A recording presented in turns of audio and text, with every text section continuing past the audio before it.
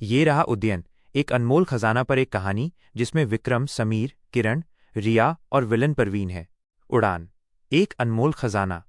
ये विक्रम के लिए एक और सामान्य दिन था। वो अपनी पुरानी किताबों की दुकान में बैठा था जिसे उसके दादाजी छोड़ गए थे। वह एक पुराने नक्शे पर नजर डाल रहा था जब उसके बचपन के दोस्त समीर और किरण उससे मिलने आए। समीर एक उत्सुक आर्किटेक्ट था जबकि किरण एक बहादुर और साहसी खोजकर्ता थी। वे दोनों विक्रम के साथ मिलकर एक ऐसा खजाना खोजने के लिए सहमत हो गए जिसके बारे में नक्शे में लिखा था। ये खबर जंगल में आग की तरह फैल गई। एक रात विक्रम की दुकान पर एक हमला हुआ। हमलावर परवीन था, एक खतरनाक और लोभी व्यापारी जो खजाने को पाना चाहता था। वह विक्रम को धमकाता है, लेकिन विक्रम ने चतुराई से नक्शा छिपा लिया। अगले दिन तीनों दोस्तों ने अपनी खोज शुरू की। उनकी दोस्त रिया भी उनके साथ शामिल हो गई। रिया एक युवा पुरातत्वविद थी जो रहस्यमय भाषा को समझ सकती थी जिसे नक्शे पर लिखा गया था। वे सभी एक साथ उड़न नामक एक प्राचीन स्थान की ओर रवाना हुए जहां खजाना होने की अफवाह थी। जब वे उड़न पहुंचे तो उन्हें एक प्राचीन मंदिर मिला।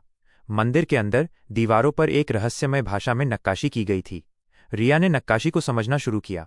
वो कहती है कि इस मंदिर को एक उड़ने वाले खजाने को रखने के लिए बनाया गया था जो केवल उन लोगों को मिलेगा जो अपने ज्ञान, दोस्ती और ईमानदारी का उपयोग करेंगे। जैसे ही वे आगे बढ़े उनके सामने कई मुश्किलें आईं। परवीन उनके पीछे पीछे था क्योंकि उसने विक्रम का पीछा करके मंदिर का पता लगा लिया था।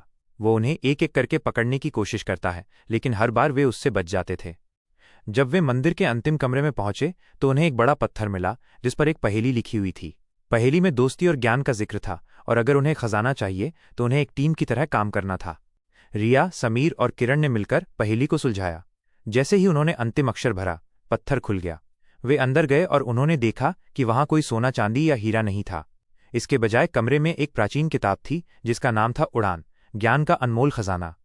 किताब में दुनिया के इतिहास, संस्कृति और विज्ञान के बारे में अनमोल जानकारी थी। ये मानव ज्ञान का सबसे बड़ा खजाना था। ठीक उसी समय परवीन गुस्से में वहां आता है। वो देखता है कि खजाना कोई सोना चांदी नहीं बल्कि एक किताब है। वो निराश हो जाता है। वो कहता है कि ये खजाना नहीं है। ये सुनकर विक्रम और उसके दोस्त मुस्कुराते हैं और कहते हैं कि ये मानव जाति का सबसे बड़ा खजाना है। परवीन ने किताब छीनने की कोशिश की, लेकिन सभी दोस्तों ने मिलकर उसे रोका और उसे पुलिस के हवाले कर दिया। विक्रम, समीर, किरण और रिया ने उड़ान नामक प्राचीन खजाना दुनिया के साथ साझा किया।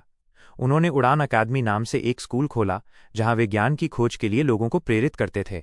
उन्होंने ये साबित कर दिया कि दोस्ती, साहस और